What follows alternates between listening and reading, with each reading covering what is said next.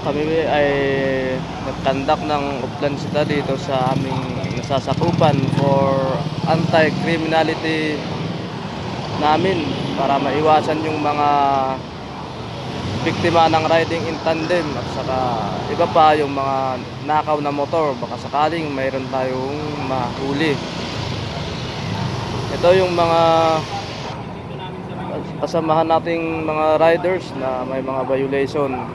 Pinakausap sila ng aking kasama, pinibriefing niya. Ngayon meron tayong nakausap kanina na isang vlogger. Hindi ko alam kung sino yung vlogger na yun. Masama ang loob niya kung bakit namin siya pinara. At tinatanong kung bakit motor daw lang aming pinapara. So sabi ko, anti-criminality. At kung bakit motor lang, 99% ginagamit sa pang-hold up. At saka robbery, snatching. Isa pa, pag sinama namin yung mga sasakyan, magkaklag ng traffic dito.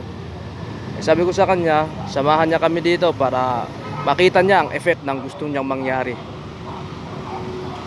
Ngayon, ang sabi niya, bakit daw namin samaha, bakit daw siya sasama, trabaho namin to. Trabaho nga namin to eh. Pero pina-question niya, bakit daw motor lang. Pinaliwanag ko, masama pa rin ang loob. Ganun talaga yung mga may mga pinaglalaban nang wala naman sa tama. Lalong-lalo na meron daw nakakataas sa gobyerno. Hindi ko na kailangan banggitin kung sino yung binanggit niya kanina. Kung sino yung nasa mataas na gobyerno. Laging nagtatanong kung bakit daw motor. Ito, pinapaliwanag ko na. Motor lang para maiwasan natin ang traffic. Pag ginawa namin yun, pati sasakyan, baka hindi na uusad ang traffic. Lalong-lalo na dito sa Metro Manila na maraming sasakyan. Sa probinsya pwede kahit lahat, kasi bibihira lang naman ang sasakyan doon at maluwag ang kalsada. Di tulad dito na pati kalsada ginagawang paradahan.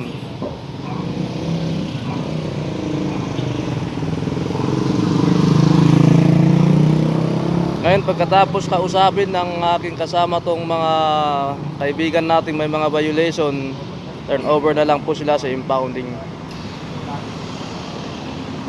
Subject for impound ang mga unregistered na sasakyan at saka motor.